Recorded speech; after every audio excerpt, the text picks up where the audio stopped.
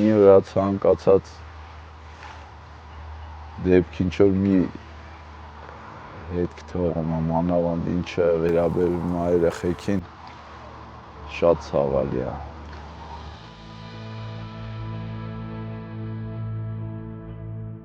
Վանաձորինը ինձ երբ կանչը եղավ, գործիքներս վերցրեցի, իմ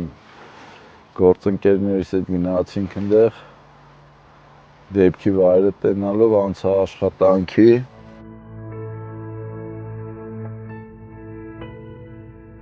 7 տարեկան բալիկին գտա մոտավորապես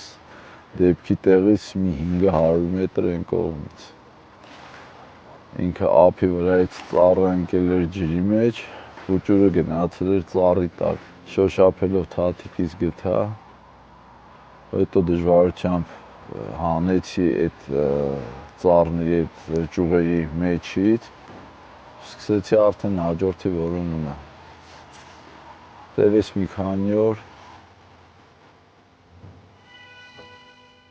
10-11-ին հասնում էի տուն, փորձում եմ քնեմ, դե չեմ կարող։ Սաղ գիշերը պարկում մտածում էի, քարտեզով բացում նայում էի, որտեղ կարա երեխուն պահած ունի, որ ես այդ տեղը նայած չլինեմ, որտեղ է թամ նայեմ, որտեղ բաց թողած կա։ Գետի աշխատանքի ինքնին շատ բարդ է։ Ու անսպասելի, անակնկալ ամեն ինչի հանդիպում ես, ամեն բարդության հանդիպում ես ու շատ վտանգավոր տեղեր էի աշխատանքները իրականացնում, դժվար հասանելի տեղեր։ Մեծ քույրիկին 13-ամյա աղջնակին էլի մցրել էր հաստ ծառի տակ, որը որ էլի գետի մեջ ընկած էր, ու ավազով ծածկել էր։ Տեղեր կար 5 անգամ, 6 անգամ նայել եմ։ Ու փաստորեն ավազի տակ, հետո մեշոկներ բան եկել էր ծածկել էր, ավազի տակից կարողացա գտնել։ Շունչ սպայելով իջնում փորում էի ավազի տակից։ Բալիկին հանել։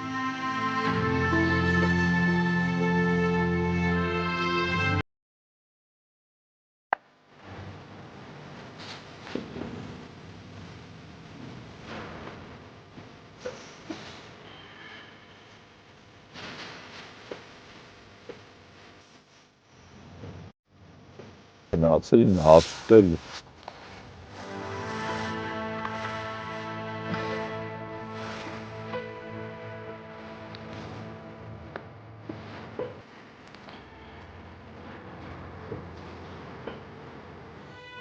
Մելերով էտան երեխեք հաց ուտելու տեիցին կորը։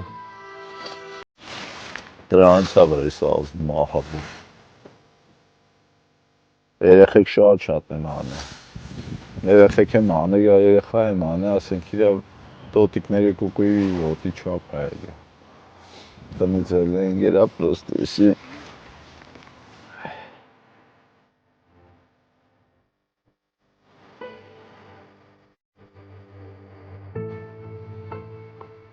Հերոսի բան չկա, ուղղակի մարդ պիտի խղճով ապրի։ Էդի ես չեմ անում, էդ սիրտս է անում։